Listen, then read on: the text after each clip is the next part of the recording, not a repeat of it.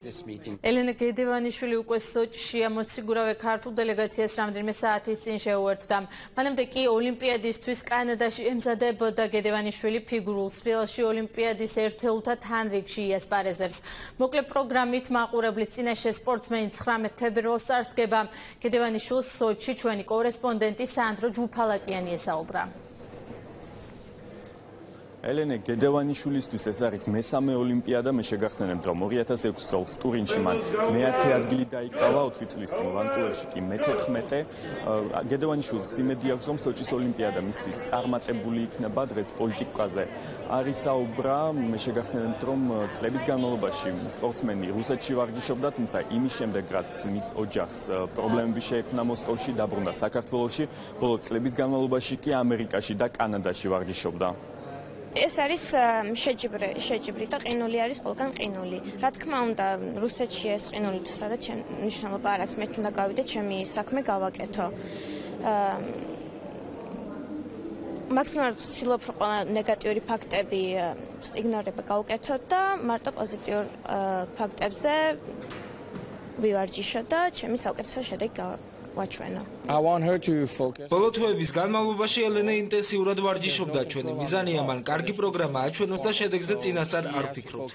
მომზადებამ საკმაოდ სერიოზულად ჩაიარა, მზად არის ელენე. შანსებზე, რა თქმა უნდა, წინასწარ საუბარი მე მგონი არ იქნება. ყოველ შემთხვევაში ველოდებით იმას, რომ საბრძოლო განწყობა აქვს და მთავარია, რომ იასპარეზოს ღირსეულად საქართველოს დროშის ქვეშ.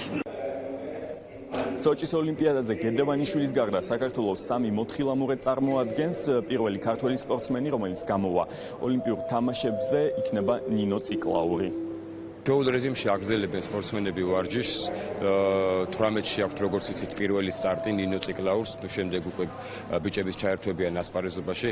რაც შეეხება თვითონ სავარჯიშო პირობებს, როგორც თავარმა მწვრთნელმა გერა აბრამიშვილმა აღნიშნა, ნორმალური სავარჯიშო პირობებია, თოვლი კი ტრასა კი არის ხელოვნური, თუმცა როგორც ის აღნიშნავს, შეჩეულები არიან ჩვენი სპორტსმენები. ბოლოს გეტყვით ოლიმპიადაზე ამ დროისთვის დაფიქსირებულ სპორტულ შედეგებზე ლიდერობს გერმანიის ნაკრები, რომელსაც 7 ოქროს медали აქვს. სოჩში ქართველი სპორტსმენები შემადგენლობას მოციგურავე ელენე გედევანიშვილიც შეუერთდა. იგი კანადიდან ჩავიდა. ელენე გედევანიშვილი 19 თებერვალს იასპარეზებს და 2 პროგრამით წარსდგება. რაც შეეხება ქართველ მოთხილამურებს, ისინი 18 თებერვალს ჩაერთვებიან შეჯიბრში. პირველი მათ შორის ქართული ოლიმპიური გუნდის მედროშე ნინო ციკლაური გამოვა. ყინული არის ყველგან ყინული. რა თქმა უნდა, რუსეთში ეს ყინული თუ სადაც მნიშვნელობა არ აქვს. მე თუნდა გავიდე, ჩემი საქმე გავაკეთო. ვცდილობ, რომ ყველა ნეგატიური ფაქტები იგნორება გავუკეთოთ და მარტო პოზიტიურ ფაქტებზე ვივარჯიშო და ჩემი საუკეთესო შედეგი ვაჩვენო. ჩვენი მიზანია წარმოვადგინოთ 2 კარგი პროგრამა. შევეცდებით ორიენტირებული ვიყოთ შესრულებაზე და არა პოლიტიკაზე, სწორედ ეს მოგვიტანს სასურველ შედეგს. პოლიტიკა პოლიტიკოსების საქმე, ათლეტები კი სპორტით უნდა იყვნენ დაკავებული. რეჟიმში აგზელებენ სპორტსმენები ვარჯიშს.